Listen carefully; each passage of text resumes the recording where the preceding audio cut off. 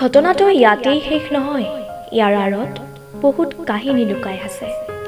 মানুহৰ জীৱন বুজিবলৈ যেন বহুত কঠিন।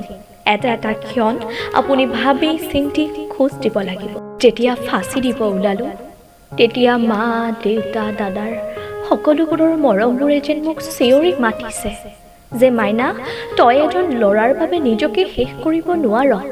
তই এনেকৈ নিজৰ জীৱনটো অথলে যাব নিদিবি। জীৱনটোত কৰিবলগা বহুত কাম আছে।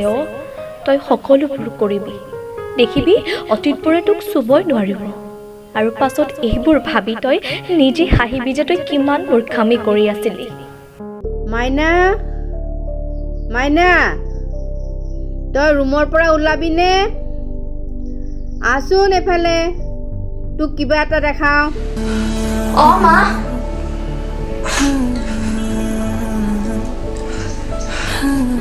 সেইদিনাখন নীলক বহুত ফোন লগালোঁ। সি বহুতবাৰৰ পাছত এবাৰ ৰিচিভ কৰিলে আৰু ক'লে, তই মোক ফোন কৰি নাথাকিবি। সেইদিনাখন মই এটা কথা গম পাইছিলোঁ যে সি মোক ভাল নাপায় আৰু সি মোৰ বাবে উপযুক্তও নহয়। তথাপিও মই ভাল পাইছিলোঁ তাক। আশাবোৰ তেনেকৈয়ে আছিলে তাক পাম বুলি। শেষৰ বাবে তাক লগ কৰিবলৈ অনুৰোধ জনালোঁ। সিও ক'লে হ'ব দে বুলি। আনদিনাখনৰ দৰে তাক আগতে লগ পোৱা ঠাইখিনিতে গ'লোঁ। তাৰ পাছত দেখিলোঁ যে তোৰে চকুলে চালুং মৰমকণ দেখা পালুং, সেইদিনৰ পৰাই তোৰ প্ৰেমতে শাস্তি পৰি গ'লো।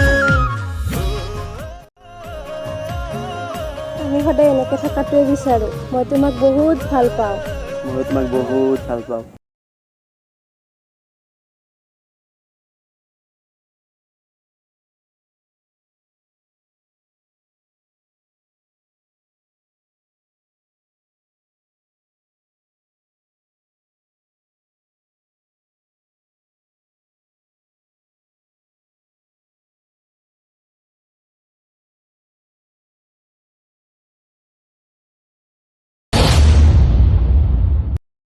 কিয় পাছত কথা পাতিব লাগে মনোজনীৰ লগত? এতিয়াই পাত, ময়ো শুনো তহঁতৰ কথা। নাই মানে তাই মোৰ ভাল ফ্ৰেণ্ড হয়। হঠাৎ দেখিলে তাইক মাত দিলোঁ। শুনো, তুমি যাবা হা? ৰবা, তুমি ইয়াতে অলপ ৰৈ দিয়া, কথা আছে। মই পাতিম দিয়া কথা, তাইক এতিয়া যাবলৈ দিয়া। নাই, নহ'ব। তাই আছে যিটোকে শুনিব লাগিব আমাৰ কথা। হে, তুমি কি বকি আছা এইবোৰ? চুপ, একদম চুপ। তই আজি মোক তুমি বুলি কৈছ? তই মোক ফাঁকি দি মূৰ্খ বনাই যাম বুলি ভাবিছ নে মই একো বুজি নাপাওঁ বুলি ভাবিছ? তই আকৌ কিবা এটা আগৰ দৰে কবি আৰু মই বুলি সকলো মানি লওঁ। তুমি কি কৈ আছা ন এইবোৰ? চাওঁ শুনাচোন, কালি ভাবে খং কৰি আছা ন? বাদ দিয়া নাই এইবোৰ। চা হাতৰ হ, নুচুবি তই মোক। তই কিমান চালাকি দেখাবি মোৰ আগত। সন্দেহটো তোৰ ওপৰত মোৰ আগৰ পৰাই আছিল, কিন্তু শুনা নাছিলোঁ কাৰো কথা। বহুতে ৱাৰ্ণো কৰিছিল, কিয়নো ভাল পাওঁ তোক মই সঁচাকৈ। কিন্তু এতিয়া এইবোৰ দেখি তোক আৰু মোৰ বুজিব বাকী নাই। তই কি টেনশ্যনত মোৰ লগত ৰিলেশ্যনত আছিলি? যোৱাকালিৰ কথাটো আগতে কওঁতে মই ভাবিছিলোঁ তই ফাল্টু কৰি মোক খং উঠাব কৈ আছা। কিন্তু এতিয়া ভালদৰে বুজিব পাৰিছোঁ তই কেনেকুৱা চৰিত্ৰৰ ল'ৰা এখন। তই পুৰুষ নহয়, তই কাপুৰুষে জন। শুনম, তুমি যোৱা। তুমি এইবাৰ মোৰ সোমাব নালাগে। নোৱাৰে তাই যাব। তাইও জানো তোৰ চৰিত্ৰৰ কথা। যদি আগতে গম পাই তেতিয়াহ'লে মই নাজানো, কিন্তু নাও তাই সকলো শুনিব লাগিব। তোৰ বহুত হৈছে। ভালে ভালে কথা চুপ থাক আৰু তাইক যাবলৈ দে। আমি শান্তিৰে সকলোবোৰ ঠিক কৰোঁ। নাই, নাথাকো মই চুপ। কি কৰিবি? এৰি যাবি বুলি ধমকি দিবি? আৰু কি কৰিবি? যা তই মোক এৰি।